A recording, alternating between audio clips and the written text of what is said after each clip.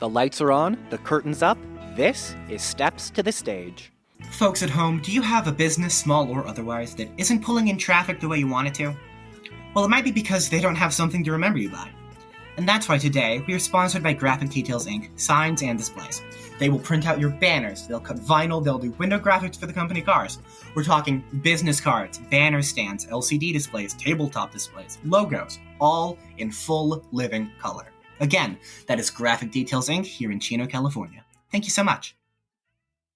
Hello and welcome to Steps to the Stage, the 7th Street Community Theater podcast where we talk with the community theater professionals you know and love. I'm your host, Colin P., and today we are talking about the first show in our 2024 40th anniversary season, Shrek. I have the two directors and the assistant director here with me today, so why don't you go ahead and introduce yourselves? Hi, good morning, good afternoon, wherever you are. My name is Xochitl, and I am one of two directors. Mm-hmm.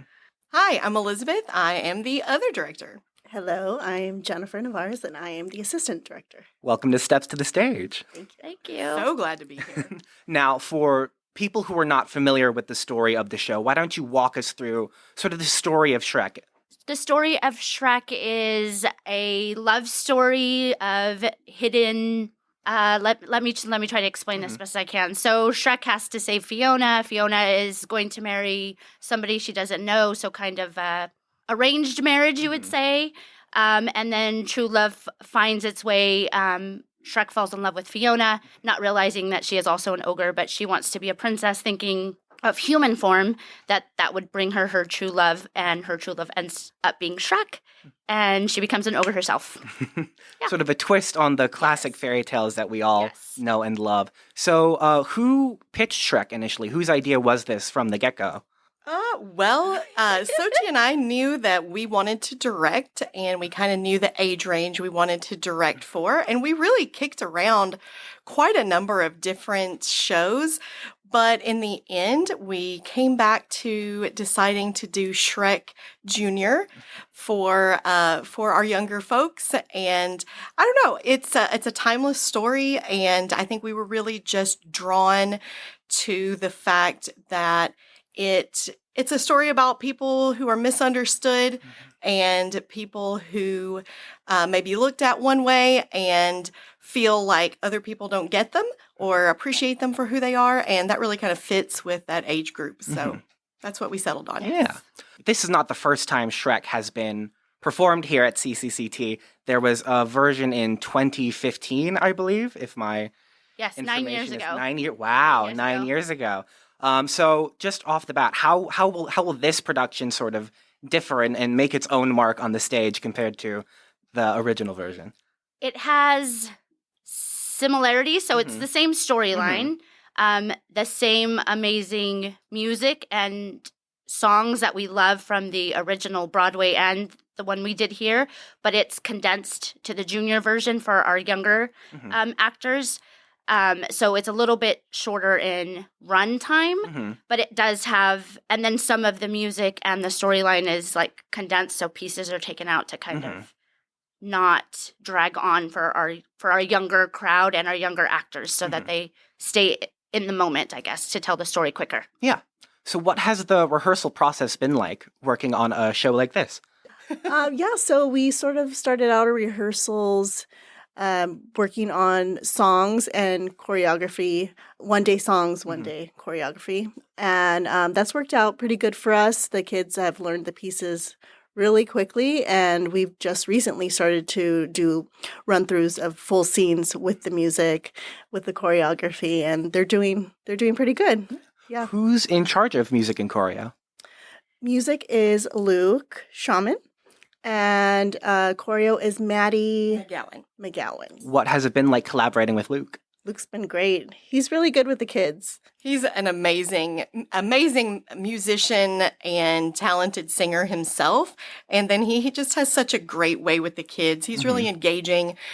He expects them to do it well, teaches them their parts, but then really he makes it all very fun. Yeah, it's kind of a cool full circle moment even for myself, because I saw him when he started when he was little, and now he's directing the littles, so it's really cool to see that just all like it makes me feel old, but it's like, okay, this is so cool. The kid that we loved seeing on stage is now helping those be on the stage. So it's really cool. Yeah. Yeah. Would you mind speaking a bit more about the choreography and what it's like working with on that? Sure. We love her. We can't say anything more. Like, seriously, we love her. Yeah, she's a newcomer to our theater. Maddie is just amazing. She has such a great way also with these little kids and our teenagers, and does just a really great job. There's so many fun elements. She showcases a lot of different kids in their roles, really brings all the story to life. Yeah. What else about Shrek sort of drew you to doing it again? I think that there's so many wonderful characters.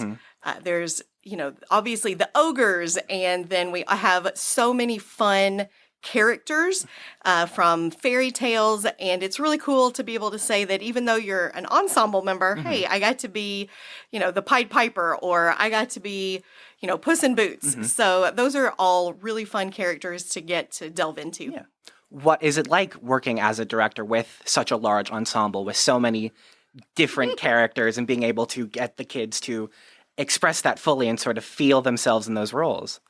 Teamwork is what I'm going to say. Teamwork is big. Collaborating with one another to not overdo it or burn ourselves out, basically, but just working together, the three of us, of communicating with each other and then sharing that with the kids. So even if Elizabeth is in one section and I'm in another, Jen's helping in another group, we just work well together to get the kids to stay involved, really, because we lose them at some point if we're working too much with one cast or another section. So we kind of just have to stay in the moment and present with all of them at one time. So we've been a great team to be able to do that. We're also aided by two of our student directors. So Rebecca Cisneros is the student music director, and Maya Tumbokin is the student choreographer. So having them as well really helps extend how many kids we can be working with, and so it feels a little less chaotic, which is really important when you've got 40 kids on stage, and they are some of our younger kids. Yes. And half of our cast are new to the theater in general, or new to acting in general. So it's been great. A lot of new talent. Yes. And then, did you say that the show is double cast? Our leads are double cast. Okay, So I see. our Shreks are double cast. Our adult Fiona, our donkeys, and our Farquads are double cast. So everything that you just said is double fold, Yes. essentially. Yes. So we have our onion cast and our parfait cast. So. Very fun. Have the three of you have worked on shows at CCCT before, yes? Yes. Yes. Yes. Yes. So We've been a team before. Yeah. we have been a team for a long time, actually. Xochitl and I go back about, 8 years, I think? I think so. We have been behind the makeup table together. And then the three of us have done so many shows together. Most recently, this past summer, we were producing together for the Nemo show.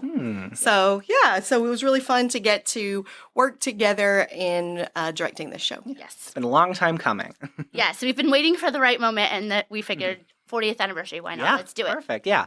While Shrek is a stage musical, it is also a animated movie that came out in 2001. Would you mind talking about some of the differences between adapting from stage to screen? Great question. Because when I watch the movie now, I hear music when I'm watching it because I'm like, wait, they're supposed to be singing right now. Why are they not singing? But it's very similar in the sense. It's just not, obviously the cartoon is spoken and we get to sing it for you. Yeah.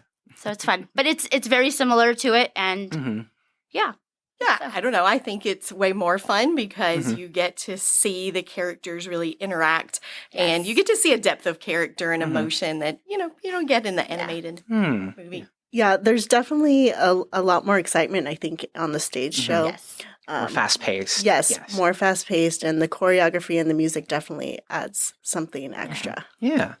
Seeing how the kids bring their own characters to life is exciting. Like, that was part of Elizabeth's big homework assignment for them to do character work, and they had to write it down, but then to see them actually bringing it to life now that we're more involved in the rehearsal process or in that step, it's really fun to see Pinocchio come to life and how she's really stringy and bouncy, and just to see her Puss in Boots, even though it's just a quick run through, we're just having a great time. The kids are having a great time too, so it's fun. It's really fun to see how every day, I would say just this past week, we saw each of them kind of building and putting more into their character in the way that they stand or the way that they walk or the way that they interact. It's really great to see them really internalizing all of these character things that we've been working on and really showing them and how they portray their character.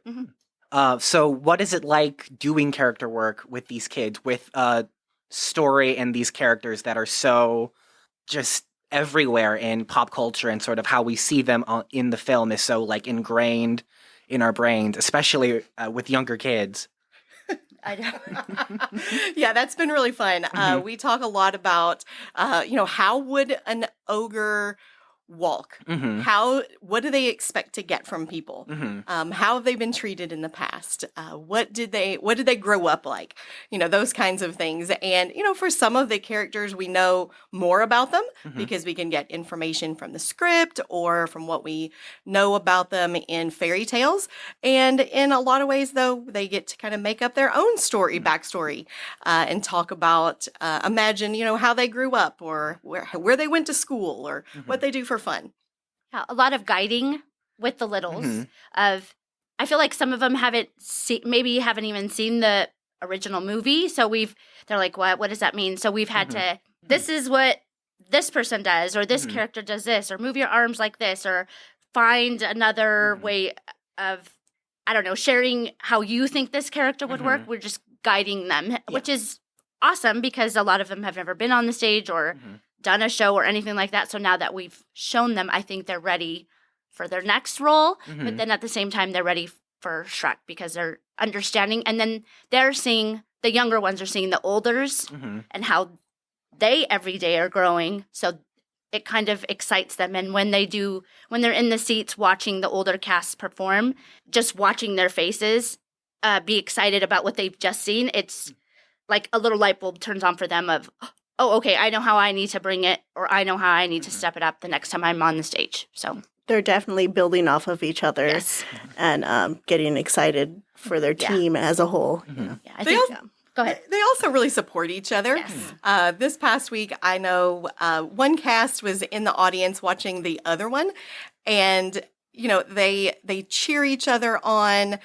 Somebody hit a great note or really belted something out, and the character that plays it in the other cast, she was the first one to cheer. So that's just the most wonderful thing to see, the relationships and the kids. And also really fun to see how the two casts, even though two kids may be playing the same role, how they play it differently, how they see it differently, which is really great to see. Yeah. Yes. There's a pretty wide age range in terms of the actors in the show, right? Yes. Yeah. So what is it like managing all of that, especially when they're all in one room together? It's very similar. So it's 6 years old to 14. I think we have one 6-year-old, correct? Yes, one 6-year-old to 14. We've established I think our first long weekend rehearsal, we established a buddy system. So we have them in different groups, and they kind of lean in towards each other. That was our goal to do that for them, to establish their own little pod of olders with the littles, the experience with the newcomers, to be able to, hey, try this in a gentle way, like, hey, can you maybe try this, or how can I do this? The littles will come to the bigs. And it's neat to see that at one time, the bigs now were the littles, and they've seen that self-reflection of, oh my gosh, I was that 14 years ago, or however long ago it was. So it's really neat to see how they truly lean on each other. It's a nice thing to see. Yeah. And it's helped join them. The new kids, they're not separate. The new and the old, they've come together in a way. And even the groups, we had about 10 groups, and they check in with each other, but also they've made larger groups of old and new together. So It's nice. It's going well. It's always really fun to see the relationships that form, the Yeah. friendships. So sweet. So sweet. Older kids, younger kids. I think that's one of the things that has always been so beautiful in our theater is that kind of mentorship that older kids do for younger kids. Yeah. If you need insurance, Vince will work for you. Vince Polito is a local farmer's insurance agent who wants to help you out. Auto, home, renters, and more, open 8 to 5 on all weekdays. Over 35 years experience and licensed in 4 states. Call now. What has it been like working with the younger kids specifically, especially younger kids where this is their first show and their first time in an environment like this? Well, it is always delightful. We have a lot of laughter. With younger kids, there's a certain amount of we have to be aware of the fact that we need to take a few more breaks, maybe. A lot of just setting expectations about how we act at the theater, what we're not allowed to do. Gotta admit, there's a lot of shushing that happens. A lot of reminders. The shushing, I thought, I don't like that shushing sound, but here I am making the shushing sound. It's really hard not to. Really hard not to. Shh. Just a lot of guiding, hand-holding, but in a positive way. It's not, we're not annoyed, obviously, but it's just, we're teaching the littles to become the olders that we have, the 14-year-olds that we have now. So they were there at one time. So it's important to tell them in a positive way. Like, this is not how we do that here. So this is, and then our newcomers as well. A few were very afraid when they first started. Were kind of not standoffish, but timid. And now they've come out of their shell and have found their people. Yeah. So it's nice. Would you mind talking about the makeup and the costumes? Oh my gosh, we have such a great team of folks who are bringing the costumes and the makeup to life. Our costume team is led by Miss Karen Larson, who did the costumes for Shrek the first time around, and I believe she said that was actually the first show she costumed. Oh. So that's really awesome. Some of the costumes are actually making a reappearance again from the last time, which is super cool. And then we just have so many colorful costumes and really different pieces that show off the characters. She has so many creative ideas. She's also assisted by Miss Kathy Miller. She has lots of moms who are helpers, and they just every night they bring out all kinds of stuff that delight us. Hats and skirts and sunglasses and just crazy stuff that's so awesome on the stage. Yes. We asked a semi-new parent. She was here a couple shows back, Jennifer Cerna, to be our lead for our makeup team, which makeup is near and dear to Elizabeth and I. So that was it's going to be interesting to see us step away from that, honestly. I don't know how it's going to happen. We're going to have to put the brushes down, walk away. So we're starting with designing and stuff this coming week, now that we're fully back at the stage and our kids will get a chance to play with her, basically. Yeah. So it'll be interesting to see, and it'll be fun. She has some ideas. We share ideas together and see what her and her amazing mom team come up with. Yeah. It'll be fun. I'm sure it's very intensive with all of the different fantasy creatures and green main characters. We're gonna see how that works. Yes. When you combine green makeup and little kids, who knows what could happen? We'll see. I know who has green makeup that should not have green makeup. It's gonna be right. I'm sure. There will be plenty of glitter involved. I feel very certain about that. Yes. And doing makeup for 40 will be challenging. Yes. We need, they say it takes a village. We definitely have to have a village of makeup artists for sure. Yes. Would you mind talking about sort of what the story of Shrek and what him as a character means to you? Oh my gosh. I know. I'm going to cry. I just think it's such a beautiful story. Shrek had a really hard upbringing. The ogres know that other people don't like them, that they're afraid of them, and so they're likely to be attacked by other people. So Shrek gets kicked out of his home and sent to live in a swamp when he's just 7 years old, which, gosh, that is really a hard thing to even imagine as a parent. And so that's one of the things we talk about with the kids, too, in developing their character, is how would you feel? How do you think this little tiny ogre feels? And, he's misunderstood by everybody. He's lived alone. He hasn't had friends, and he doesn't really know what it is to have a friend. So it's that journey of learning that he's a wonderful being, he is a capable person, and that other people will love him. Exactly what you said. I can't say it any better. I'm like, that was perfect. That's perfect. I love the story, and I think it resonates with so many people because it's a story about accepting yourself, accepting others for who they are, and I just think that's always a good story for kids and adults. Yeah. I think especially this age group and this time in their life and at this time in the world, really it's a story that I think fits, I think that everybody can identify with. And even not just the ogres, but all of the characters are misunderstood. You've got all these fairy tale creatures who people think they're a wicked witch or a big bad wolf. And there's a whole great song called The Story of My Life where they explore that. Yeah. It's really great. Yeah. Would you mind speaking a little bit more on how this story is important to the kids and how it's sort of helping and affecting them and how... Oh, man, we've got several kids. I think every single kid in here can identify with people not, or feeling that people don't really understand them or understand where they're coming from. I know that for several of our kids, this feeling of trying to find your tribe hits very close to home. We have a very diverse cast in terms of backgrounds and abilities and experiences, and I think you see all of that come to life. I think that having them make bonds with each other has been something that all of them have been touched by as well. I agree. The age range, obviously 6 through 14, kind of touches in that middle school age range too, which many of our kids prior to COVID, like they were littles and now they're coming out of that and trying to figure out who they are as a person, and trying to really fit in with their school crowd or their non-school crowd or however that is, but just putting them through that, kind of guiding them a little bit in telling them that it's okay to be different and it's okay to be your own person and it's okay to wear your hair crazy or not crazy, whatever it is.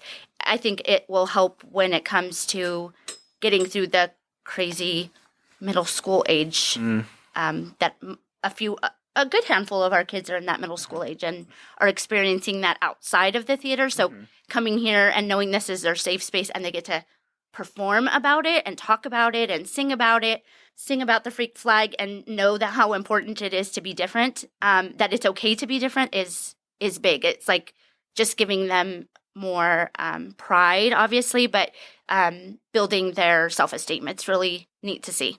I think that one of the things that so many of our kids who have grown up or done theater here for a long time would say is that our theater is their safe space and this is where they have felt loved and supported for who they are. And so I think having the story that really goes along with that for this 6 to 14 year age group is really unique. I think it gives them the opportunity to show how special each of them are, and they are all so very special. And, there's a line in our song that we decided to put on our t-shirts that says, "What makes us special makes us strong." And so I think that really shines through. I touching on what you said earlier about the songs and how they're kind of mirroring their lives right now, they could very much feel like story of my life, they can relate to that. And then going through and being more accepted, finding your people here at the theater, by the end they get to Freak Flag and they're able to celebrate themselves more and feel more comfortable in their own skin. Yeah. And I love that life is imitating art and art is imitating life. And it's just really great to see all of that happen with them. Yeah. One of my favorite songs is one of the Fionas. The little Fiona and teen Fiona and grown-up Fiona all sing together about waiting. and how they're waiting for what they want. And I think that is also something that many of our kids go through, where we're rushing and hoping to get to that next phase in life, waiting to get, whatever dream that it is that they're chasing right then. I think that's something we can all identify with. And so Fiona sings about the waiting, the waiting, the waiting. And I think that's a really great song for teenagers. Yes. The instant gratification generation is what I call it. The waiting kills them. And for our final question today, I would like to ask, what freak flag do you each fly in your day-to-day lives? Wow, that's a really good question. Whew. That's deep. That's deep. Oh my gosh. Got to think about that one for a second. Oh, I mean, okay, I'm going to throw it out there. I'm a super uptight person. I mean, I think that all of us have like our own quirks, and certainly I am super driven and hardwired. So I think that, I'm definitely somebody who has always struggled with keeping that in check, not letting anxiety get into it, so that you can succeed with things and have it go well without trying to be quite as, without cracking up along the way. It's good to crack up, though. It's totally good to let it out. Well, I feel like I have a lot of freak flags. I was like, really, only one? Trying to narrow it down. And, well, I do feel like, as a kid, you want to hide your freak flags. You want to not stand out like that. And I think just as I've gotten older, I just accepted who I am, and I will fly all of them. And so I can't pin down one in particular, but I definitely just am accepting of myself and my weirdness, and I am who I am. That's where all your artistic ability is shining through.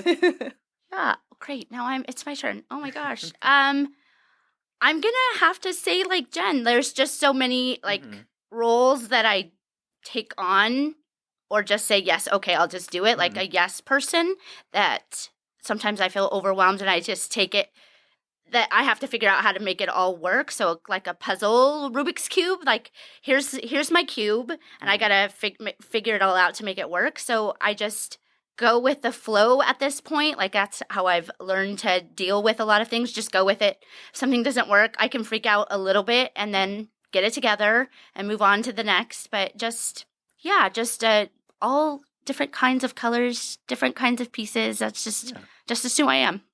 Yeah. Want me to take photos? I'm on it. You want me to do makeup? I'm on it. You want me to be a mom? Okay, I got that too. You want me to make dinner? I got it. Totally good. Yeah. I'll make it happen. Awesome. Yeah. Well, thank you, each of you, for joining me today. Thank you, Jen. Thank you, Elizabeth. Thank you, Xochitl. Thank you. Yeah. Thank you. Do you know where people can buy tickets for Shrek if they want to? Sure. On our website, we have tickets available.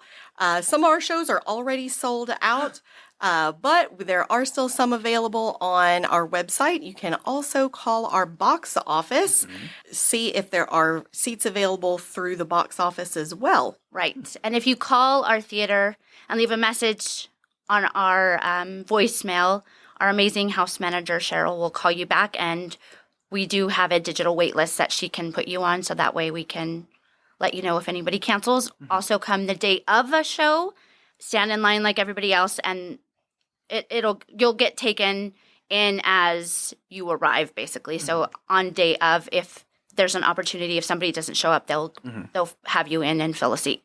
And that always happens. Yes. It always happens. Somebody forgets. Somebody always forgets. So. And then, do you happen to know the dates of the show? Yes, we open March 1st and we close on March 16th. So we have 3 weekends of shows. We have Friday, Saturday, Sunday matinee. And then the next week we have a Friday night show, a Saturday matinee, a Saturday night, and a Sunday matinee. And then the final weekend we have Thursday night, Friday night, and Saturday night. Yes. All right, perfect. Thank you so much. Thank you. Yes. Thank you for inviting us. If you need high-quality headshots or other professional photo work done, visit Xochitl Neri Photography at fb.me/xneriPhotos.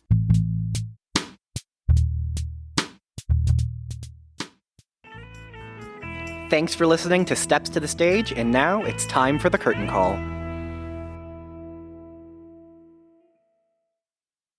You can follow us on Spotify, Apple, Google, or any podcasting platform. We have videos up on YouTube, and you can visit our website at stepstothestage.buzzsprout.com. And as always, a special thank you to our audio engineer, Joey Rice, and our producer, Kirk Lane. Without the two of you, this show would not be possible.